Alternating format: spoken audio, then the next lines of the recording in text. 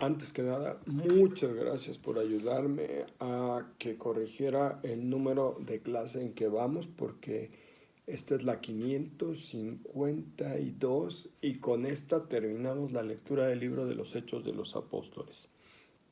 Por lo cual vamos a dar lectura a los capítulos 25, 26, 27 y 28. En lugar de 3, son 4 y ya terminamos. Y pues nos quedan los siguientes días para que descansen un poquitito. Y la próxima semana comenzamos la carta a los romanos. Vamos a cambiar un poquito el método. Vamos a subrayar algunos aspectos. Y ustedes tienen libertad de hacer la lectura de las citas a pie de página. En nombre del Padre, el Hijo, del Espíritu Santo. Amén. María, oyente de la palabra, Madre del Verbo encarnado, intercede por nosotros para que en nuestro corazón todo esto que Dios nos ha dado quede sembrado y demos frutos. Amén. Capítulo 25. 3 días después de tomar posesión del cargo, Festo subió de Cesarea a Jerusalén. Los sumos sacerdotes y los jefes judíos le presentaron sus cargos contra Pablo y le pidieron que por favor que se lo remitiese a Jerusalén porque intentaban matarlo en una emboscada por el camino. Festo respondió que Pablo sería custodiado en Cesarea, ya que él mismo volvería pronto allá, y añadió: sus responsables que bajen conmigo, y si ese hombre es culpable de algo, que presenten allí su acusación. Festo se detuvo en Jerusalén no más de 8 o 10 días. Después bajó a Cesarea y al día siguiente hizo traer a Pablo. Cuando se presentó, lo rodearon los que habían bajado a Jerusalén y lo acusaban de muchos y graves cargos que no lograban probar.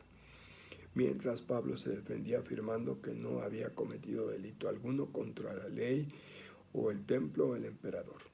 Festo, queriendo ganarse a los judíos, intervino y preguntó a Pablo: ¿quieres subir a Jerusalén para someterte ahí a mi juicio? Pablo replicó: estoy ante el tribunal imperial donde debo ser juzgado. Saben muy bien que no he perjudicado a los judíos. Si he cometido un delito capital, no me niego a morir. Pero si no hay nada de lo que estos me acusan, nadie puede entregarme en su poder. Apeló al emperador. Entonces Festo, después de consultarlo con sus consejeros, dijo: has apelado al emperador, irás al emperador. Algunos días más tarde, el rey Agripa, acompañado de Berenice, se presentó en Cesarea para saludar a Festo, y como se detuvo allí bastantes días, Festo les puso el caso de Pablo. Hay aquí un prisionero que dejó Félix. Durante mi estadía en Jerusalén, los sumos sacerdotes y ancianos judíos lo acusaron pidiendo su condena. Le respondí que no es costumbre romana entregar a un hombre antes de que pueda enfrentarse con sus acusadores y tenga ocasión de defenderse de los cargos. Cuando ellos se presentaron aquí, yo sin demora al día siguiente me senté en el tribunal y mandé traer a aquel hombre. Se presentaron los acusadores, pero no adujeron ningún delito de los que yo sospechaba. Solamente traían contra él discusiones sobre su religión y sobre un tal Jesús muerto, del que Pablo dice que vive. Y como estaba desconcertado acerca de la causa, le pregunté si quería ir a Jerusalén para ser juzgado allí. Pablo apeló y pidió que su caso sea reservado a la jurisdicción del Augusto. Entonces yo mandé custodiarlo hasta que pueda enviarlo al emperador. Agripa contestó: a mí también me gustaría escuchar a ese hombre. Le respondió: mañana lo escucharás. Al día siguiente se presentó Agripa con Berenice con toda pompa y entró en la audiencia acompañado de comandantes y gente principal de la ciudad. Festo hizo traer a Pablo y habló así: Rey Agripa y todos los presentes, aquí tienen al hombre por el que todos los judíos, tanto en Jerusalén como aquí, han acudido a mí clamando que no debe quedar con vida. Yo pude comprobar que no había cometido nada digno de muerte.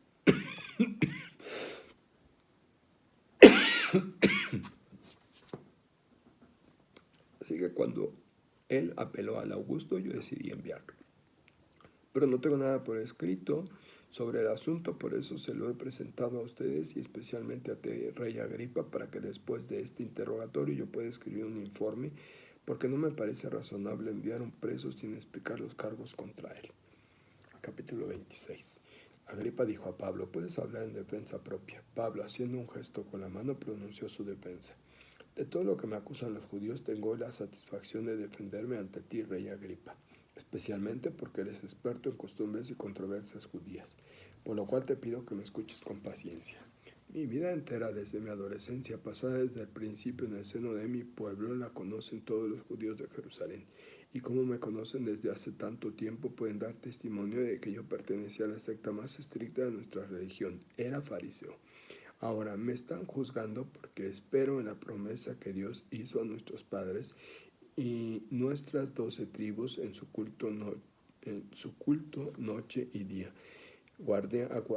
Aguardaban impaciente que se cumplan esas promesas. Majestad, de esa esperanza me acusan los judíos, porque se les parece increíble que Dios resucite a los muertos. En un tiempo yo pensaba que mi deber era combatir con todos los medios al nombre de Jesús Nazareno. Es lo que hice en Jerusalén, con autoridad, metiendo en la cárcel a muchos consagrados, y cuando los condenaban a muerte yo añadía mi voto. Muchas veces en la sinagoga yo los maltrataba para hacerles blasfemar, y mi furia creció hasta el punto de perseguirlos en ciudades extranjeras. Viajando en este empeño hacia Damasco con autoridad y cargo de los sumos sacerdotes, un mediodía nos envolvió a mí y a mis compañeros acompañantes una luz celeste más brillante que el sol. Caímos todos a tierra y yo escuché una voz que me decía en hebreo: Saulo, Saulo, ¿por qué me persigues? ¿De qué te sirve tirar cosas contra el aguijón? Pregunté: ¿quién eres, Señor? Y el Señor respondió: soy Jesús a quien tú persigues. Ponte en pie, que para esto me he aparecido a ti, para nombrarte servidor y testigo de que me has visto y de lo que haré ver. Te defenderé de tu pueblo y de los paganos a los que te envío. Les abriré los ojos para que se conviertan de las tinieblas a la luz, del dominio de Satanás a Dios, y para que reciban por la fe en mí el perdón de los pecados y su parte en la herencia de los consagrados. No desobedecí, rey Agripa, la visión celeste, sino que me puse a predicar, primero a los de Damasco, después a los de Jerusalén, en toda Judea, y a los paganos que se arrepintieron y se convirtieron a Dios con prácticas válidas de penitencia. Por este motivo se apoderaron de mí los judíos e intentaron acabar conmigo. Pero protegido por Dios hasta hoy, he podido seguir dando testimonio ante pequeños y grandes sin enseñar otra cosa que lo que predijeron los profetas y Moisés, a saber que el Mesías había de padecer y resucitar, el primero de la muerte, y anunciar a la luz a su pueblo y a los paganos. Cuando Pablo terminó su defensa, Festo dijo con voz firme: «Estás loco, Pablo, tanto estudiar te ha vuelto loco». Replicó Pablo: «No estoy loco, ilustre Festo, más bien pronuncio palabras verdaderas y sensatas.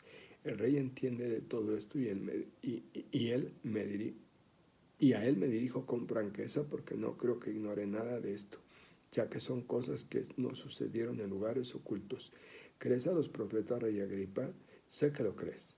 Agripa respondió a Pablo: por poco no me convences de hacerme cristiano. Respondió Pablo: quiera Dios que por poco o por mucho, no solo tú sino todos los oyentes fueran hoy lo que yo soy, pero sin estas cadenas. Se levantaron el rey, el gobernador, Berenice y los asistentes, y al retirarse comentaban: ese hombre no ha hecho nada que merezca la muerte o la cárcel. Agripa dijo a Festo: podría haberse marchado libre si no hubiera apelado al emperador. Capítulo 27. Cuando se decidió que navegáramos hacia Italia, encomendaron a Pablo y a otros presos a un centurión llamado Julio de la corte Augusta. Nos embarcamos en una nave de Adrumeto que iba a partir hacia los puertos de Asia. Zarpamos. Nos acompañaba Aristarco, macedonio de Tesalónica. Al día siguiente arribamos a Sidón, y Julio, por consideración a Pablo, le permitió ir a ver a sus amigos para que cuidaran de él.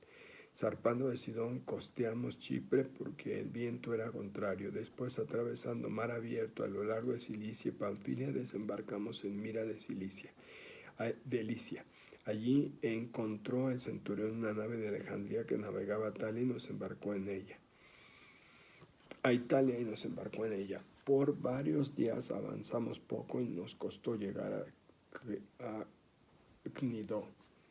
Como el viento no era favorable, costeamos Creta a lo largo de Salmona, y pegados a la costa alcanzamos con dificultad un lugar llamado Puerto Bueno, próximo a la ciudad de La Salle.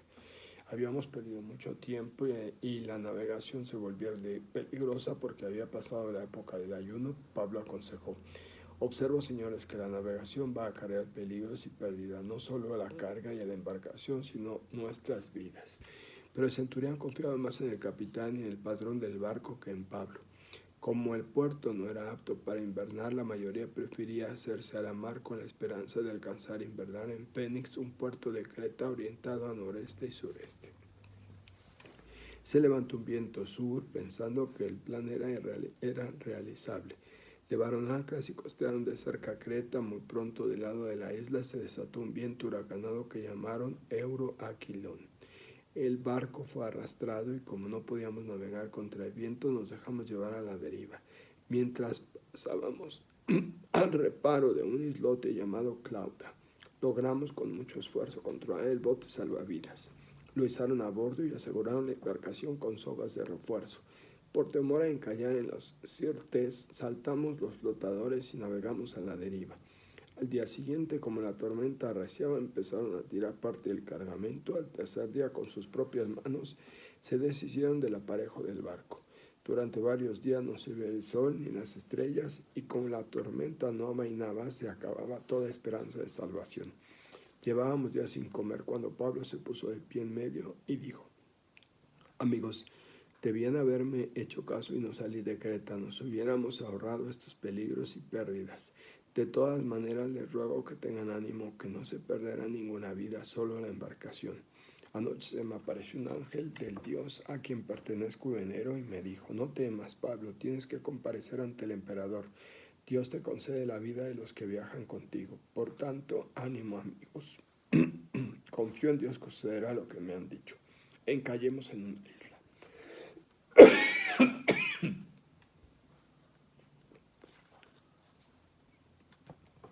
Era ya la 14ª noche y seguíamos a la deriva por el Adriático. A medianoche los marineros presintieron que nos acercábamos a tierra. Descolgaron la sonda y midieron 36 metros. Al poco rato la soltaron de nuevo y midieron unos 27 metros. Temiendo estrellarse contra los arrecifes, soltaron 4 anclas a popa y rezaban para que se hiciese de día. Los marineros intentaban abandonar el barco y descolgaban el bote con el pretexto de soltar anclas a proa, cuando Pablo dijo al centurión a los soldados: si esos no se quedan en el barco, ustedes no se salvarán. Así que los soldados cortaron las cuerdas del bote y lo dejaron caer al mar. Cuando amanecía, Pablo invitó a todos a comer algo. Llevaban 14 días a la expectación y sin comer nada. Les aconsejó: coman algo que les ayudará a salvarse, nadie perderá ni un pelo de la cabeza. Dicho esto, tomó pan, dio gracias a Dios en presencia de todos, lo partió y se puso a comer. Se animaron todos y comieron. Éramos en la nave 276 personas, comieron hasta saciarse y después vaciaron el barco arrojando el grano al mar. Se hizo de día. Los marineros no reconocían la tierra, pero distinguieron una ensenada con una playa y decidieron como pudieron varar la nave allá. Soltaron las anclas y las dejaron caer al mar, a la vez que aflojaban las correas del timón, izaron la vela de popa a favor del viento y enfilaron hacia la playa. Pero al pasar entre 2 corrientes, la nave encalló, la proa se hincó y quedó inmóvil, y la popa se deshizo por la violencia del oleaje. Los soldados decidieron matar a los presos para que ninguno escapase a nado. Pero el capitán, queriendo salvar la vida de Pablo, se lo impidió y ordenó que los que sabían nadar saltaran los primeros y ganaran tierra. Los demás seguirían en tablones o en otras piezas de la nave. De ese modo todos llegaron con vida a tierra. Capítulo 28. Ya a salvo pudimos identificar la isla de Malta. Los nativos nos trataron con desacostumbrada amabilidad. Como llovía y hacía frío, encendieron una hoguera y nos acogieron. Mientras Pablo recogía un haz de leña y la arrimaba al fuego, una víbora ahuyentada por el calor se sujetó a la mano de Pablo. Cuando los nativos vieron el animal colgado de su mano, comentaban: mal asesino tiene que ser este hombre que se ha salvado del mal y la justicia divina no lo deja vivir. Pero él sacudió al animal en el fuego y no sufrió daño alguno. Ellos esperaban que se hinchase o cayese muerto de repente. Tras mucho esperar y viendo que no le sucedía nada de particular, cambiaron de opinión y decían que era un dios. En aquella región tenía una finca el gobernador de la isla llamada Pluvio. Nos hospedó amablemente 3 días. El padre de Pluvio estaba en cama con fiebre y disentería. Pablo se acercó a él, oró, le impuso las manos y lo sanó. Como consecuencia del suceso, los demás enfermos de la isla acudían y se sanaban. Nos colmaron de honores y cuando partimos nos proveyeron de lo necesario. Al cabo de 3 meses zarpamos en una nave alejandrina que había invernado en la isla y estaba dedicada a los dioscuros. Arribamos a Siracusa, donde nos detuvimos 3 días. Desde allí, dando una vuelta, alcanzamos Regio.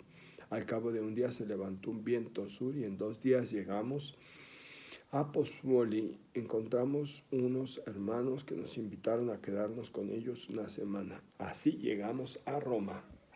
Los hermanos de allí, al oír noticias nuestras, salieron a recibirnos al Foro Apio y 3 tabernas. Pablo, al verlos, dio gracias a Dios y cobró ánimos. Llegados a Roma, permitieron a Pablo alojarse por su cuenta con el soldado de la guardia. Pasados 3 días convocó a los judíos principales y cuando se reunió les habló: hermanos, aunque no hice nada contra el pueblo a las costumbres paternas, los de Jerusalén me entregaron preso a los romanos. Estos me examinaron y al no hallar en mí ningún delito capital decidieron dejarme libre. Se opusieron a los judíos y yo me vi obligado a apelar al emperador, sin intención de acusar a mi nación. Por este motivo los he llamado para verlos y hablarles, porque por la esperanza de Israel me encuentro encadenado. Le respondieron: nosotros no hemos recibido de Judea cartas acerca de ti, ni ha llegado ningún hermano con noticias o hablando mal de ti. Con todo, nos gustaría escuchar lo que piensas, porque estamos informados de que por todas partes se habla de esta secta. Señalaron una fecha y acudieron muchos a su alojamiento. Desde la mañana hasta el atardecer estuvo explicándoles sobre el reino de Dios, esforzándose por ganarlos para Jesús, apelando a la ley de Moisés y a los profetas. Unos se dejaban convencer, otros se resistían a creer. Cuando se despedían sin ponerse de acuerdo, Pablo pronunció su última palabra. Con razón dijo el Espíritu Santo a sus padres por medio del profeta Isaías: ve a decir a ese pueblo, por más que oigan no comprenderán, por más que vean no conocerán, porque el corazón de ese pueblo se ha endurecido. Se taparon los oídos, cerraron los ojos, por temor de que sus ojos vean, que sus oídos oigan, que su corazón comprenda, que se conviertan y que yo los sane. Sepan entonces que esta salvación de Dios va a ser anunciada a los paganos y ellos la escucharán. Y después de haber dicho esto, los judíos se fueron discutiendo fuertemente entre sí.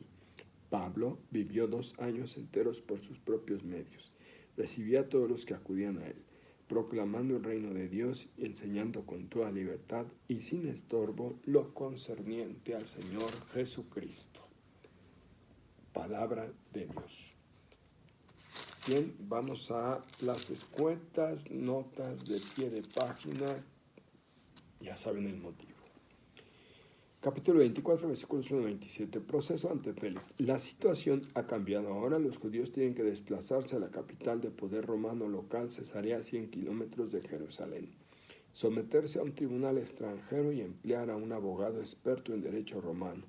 Todas esas dificultades son ejecutadas con rapidez. En solo 5 días están preparados debido a la situación que se ha presentado. Sí, ya sé que repetí el capítulo 24, pero es para que vieran la importancia que tiene ese cambio y que no nos perdiéramos, por favor. Capítulo 25, versículos 1 al 12. Apela a César. Han pasado 2 años. Pablo sigue preso, metido aún en la batalla legal que decidirá su suerte. 3 días después de tomar posesión del cargo, el nuevo gobernador Festo tiene ya que ocuparse del asunto de Pablo a instancias de los judíos. Capítulo 25, versículo 13 al 27. Ante Agripa, Lucas vuelve a la carga sobre la inocencia de Pablo, narrando esta vez la escena de la comparecencia del apóstol ante el rey Agripa. Amigo del gobernador Festo, el gobernador repite los cargos de los judíos contra el acusado y la inocencia del mismo, aclarando esta vez la verdadera razón de la persecución judía contra el apóstol, un tal Jesús muerto del que Pablo dice que vive. Se nos da el motivo de la persecución que hemos leído durante todo este libro. Capítulo 26, versículos 1 al 32. Discurso de Pablo. Se trata del último discurso del libro de los Hechos, en el que Pablo narra por tercera vez su conversión y vocación. Por tercera vez en este libro. El punto de arranque es su vida pasada como miembro del pueblo judío y del rígido partido fariseo, ¿Ha roto ahora con sus raíces judías? De ninguna manera. Va a mostrar que su vida presente es la consecuencia última de su identidad judía. Capítulo 27, versículos 1 al 12. Navegando hacia Roma, la travesía marítima con la tempestad y el sufragio son una pieza de lucimiento del narrador. Es un relato rico de datos preciosos dignos de un buen conocedor de la navegación de entonces. En un contexto realista de dimensiones humanas empequeñecidas por el vasto mar, Pablo es una figura sobrehumana, sabe y aconseja, prevé y predice, no desfallece y anima. Es el director de la navegación. Capítulo 27, versículos 13 al 44. Tempestad. Se echa encima el otoño cuando los vientos occidentales hacían difícil y peligrosa la navegación por el Mediterráneo. Por el ayuno judío que menciona Lucas, el que precede la fiesta de la expiación, podemos calcular que eran los últimos días de septiembre. La descripción que hace el narrador de la tempestad es magnífica. Dicen los entendidos que utiliza 10 palabras técnicas del arte de navegar. No era marinero, pero sí que debió buscar información antes de escribir. Capítulo 28, versículos 1 al 31. Malta y Roma. Este último capítulo del libro está escrito en clave de resurrección. Su tema es la palabra de Dios, tantas veces personalizada a lo largo de su narración. Es esta palabra en realidad la que cierra el libro, resonando en Roma como resucitada, libre y sin estorbo, proclamando el nombre de Jesús. Después del naufragio, los pasajeros se dan cuenta de que están en la isla de Malta. En la narración detallada de los acontecimientos, Pablo encarna el poder de la palabra que siempre va acompañada de signos y milagros, como en la predicación de Jesús.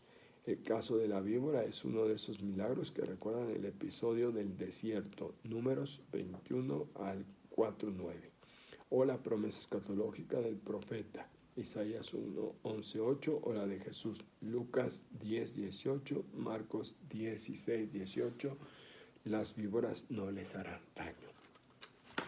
Y finalmente, terminamos. No solo los felicito, no solo les aplaudo, los bendigo. Miren todo lo que hemos leído. Vean lo que nos falta. Comenzamos la carta a los romanos la próxima semana. Muchas gracias, de verdad, por su paciencia, por su cariño y por amar la palabra de Dios con toda su alma, toda su mente y todo su corazón. Amén.